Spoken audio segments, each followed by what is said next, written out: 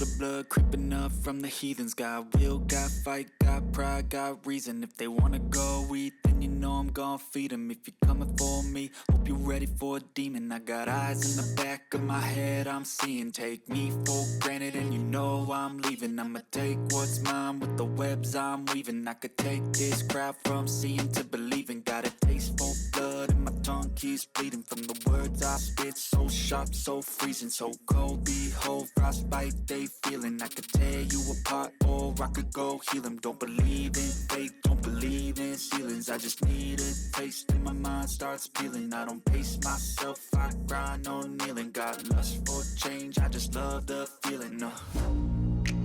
I ain't gonna give up. Got too little time, I'ma live up. Head down, push forward through the tough times. Cause anything worth doing is a tough climb. And I ain't gonna give up.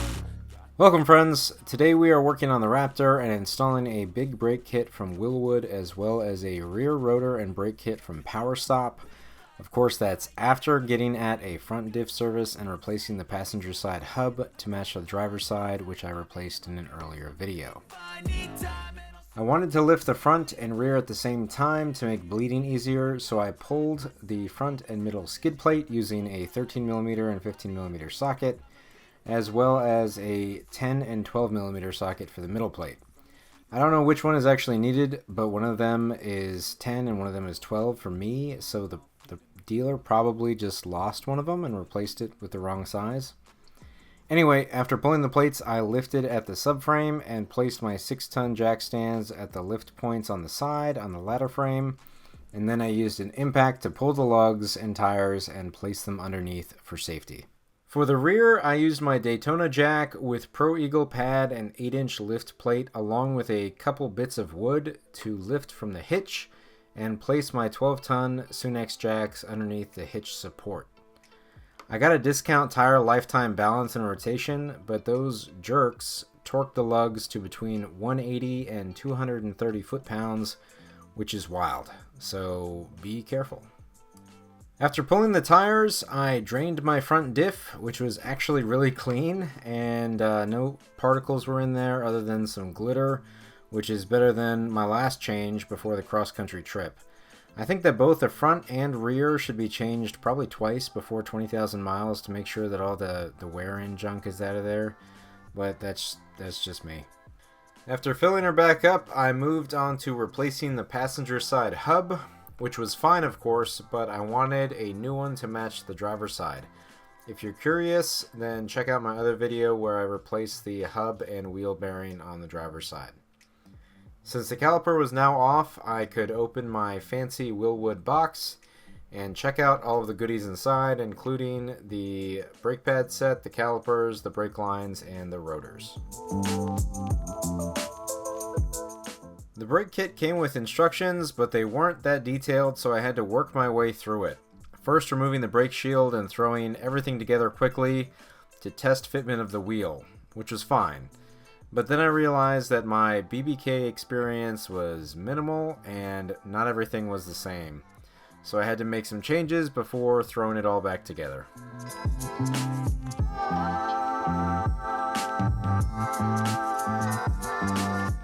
Before starting anything, you need to put the vehicle into brake service mode by hopping in the truck, closing the door, pressing down the accelerator, and pushing in the electric parking brake button, and tapping the start button on, and then off, and then on again. The brake light will flash, and it will notify you that the brakes are in service mode. This will keep draining power while in service mode, so don't leave it overnight or put it on a battery tender if you do. On the caliper, I used a small flathead to pry on the brake pad and compress the piston slightly. On some vehicles, the pads will have a little lip that you can grab onto, but I had to use the center pad recess for this. Then I used a 21mm socket and breaker bar to loosen and remove the brake caliper bracket bolts. These are very close to the hub bolts, which are painted blue, so I had to make sure that I got the right ones. Once those were loose, I used my electric ratchet to pull them the rest of the way out. Right before the last bolt was all the way out, I pried open the brake hose bracket and then pulled off the caliper and zip tied it out of the way. Next, I popped off the rotor, which was easy since I put anti-seize on the hub previously, but on the passenger side I had to use a pry bar. With the rotor removed, I could use an 8mm socket and ratchet to remove the 3 bolts which hold on the brake shield. I quickly added another coat of anti-seize before prepping the brake pads with ceramic grease and installing them into the caliper.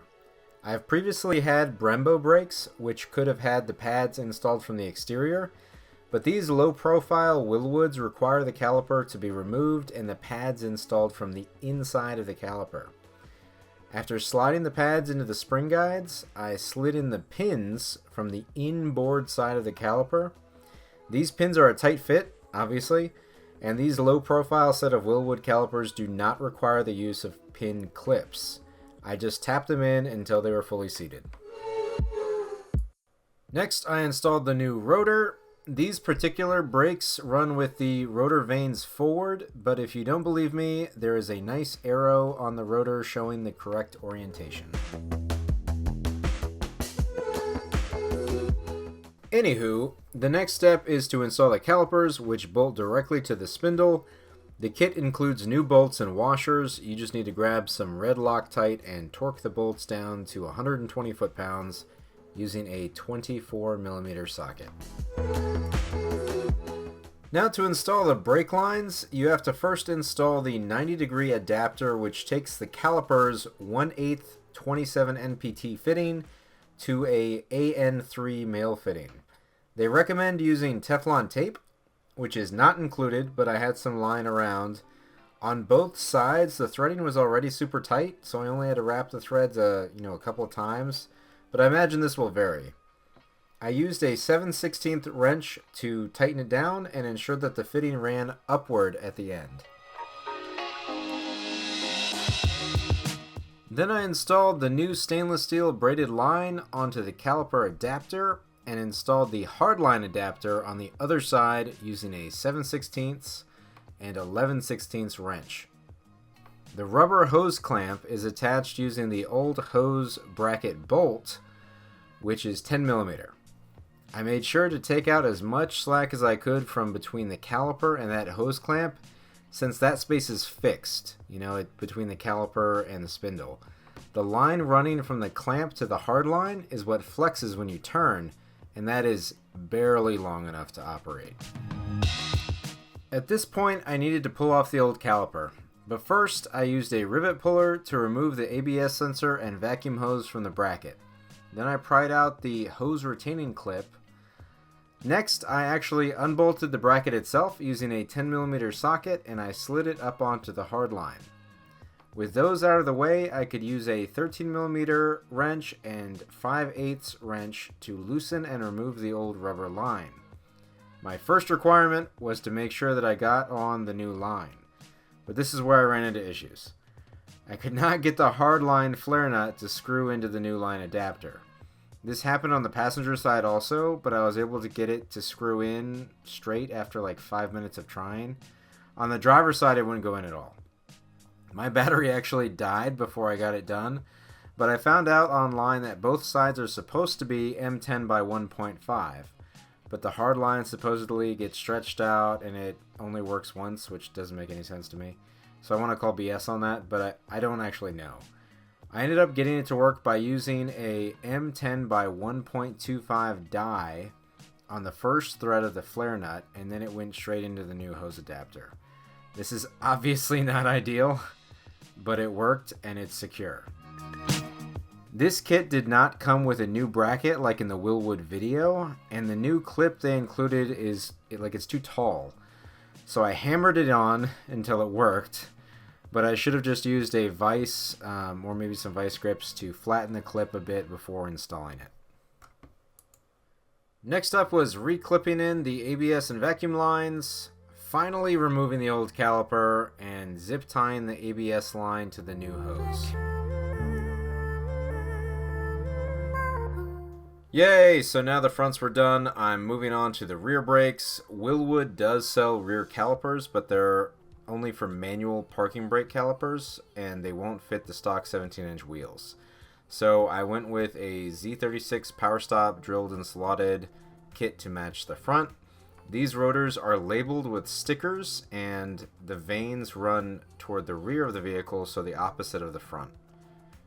Just like on the front, I did one side first to figure it out, and then I used that knowledge on the other side, and this is what I did for the rear.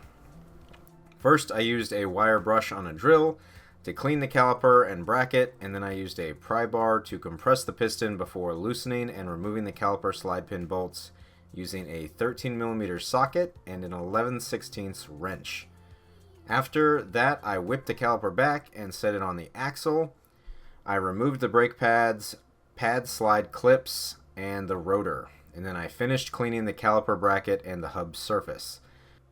I finished pulling out the slide pins and installed the new brake pad slide clips onto the bracket before moving on to cleaning off the caliper piston surface and compressing the caliper piston using a large C-clamp and the old brake pad. The back of the caliper has an electric solenoid for the parking brake, which is plastic, but the surface is flat, which makes it easy to use a C-clamp without concern. Next, I lubed up the brake pad slide clips, used some brake clean to clean off the rotor surface, put some anti-seize on the hub, and installed the new rotor.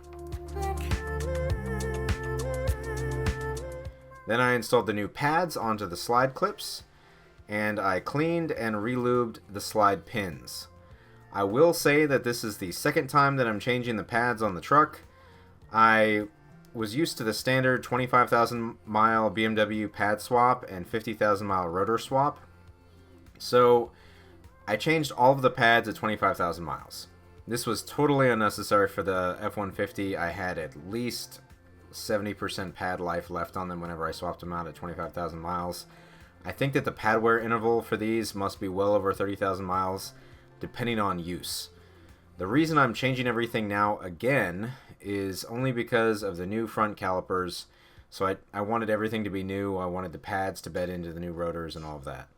As far as the slide pins go specifically, these were very corroded when I changed the pads at 25,000 miles. So I spent some time wire wheeling them, and I cleaned out the inside of the brackets with a wire pipe cleaner on a drill.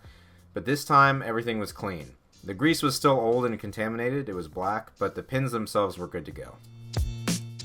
Next was reinstalling the caliper. I put a bit of grease on the back of each of the pads to prevent squealing on the brakes. I also cleaned the bolt threads and put some blue Loctite on them before reinstalling the caliper and slide pin bolts.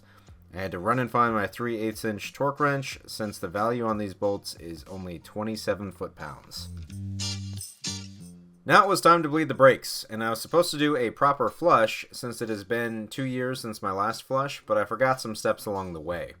The first thing I did was set up the bleeder with a 7/16 wrench and a little bleeder bottle from AutoZone at the rear passenger caliper.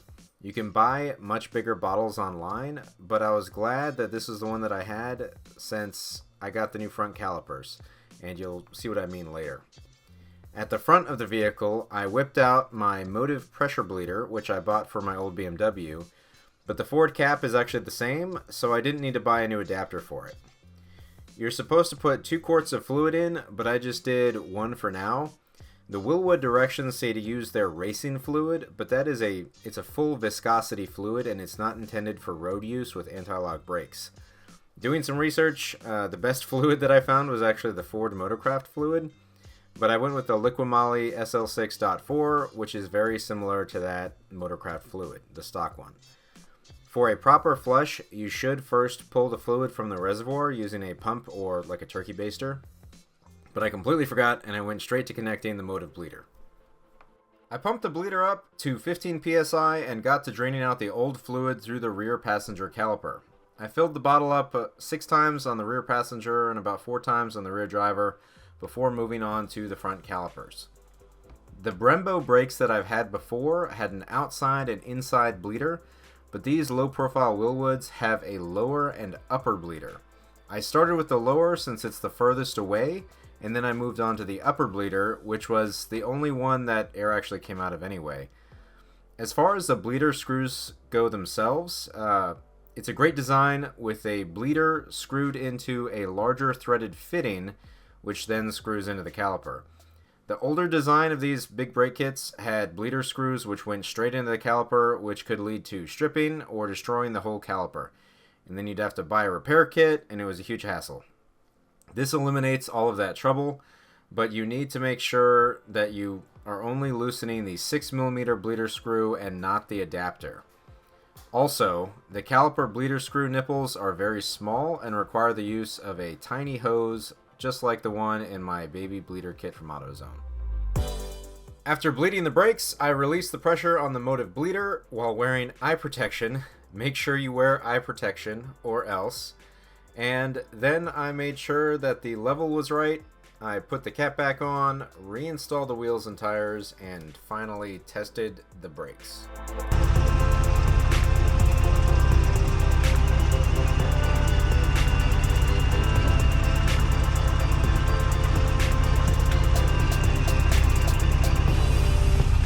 The Wilwood instructions tell you how to build up distance while testing the brakes and checking for leaks before finally bedding the pads. Bedding the pads is a very important step to ensure that you don't get pulsing, so make sure that you follow the Wilwood instructions or the Powerstop instructions for bedding. Also put a sign on the back of your truck or do it, I don't know, in the middle of nowhere.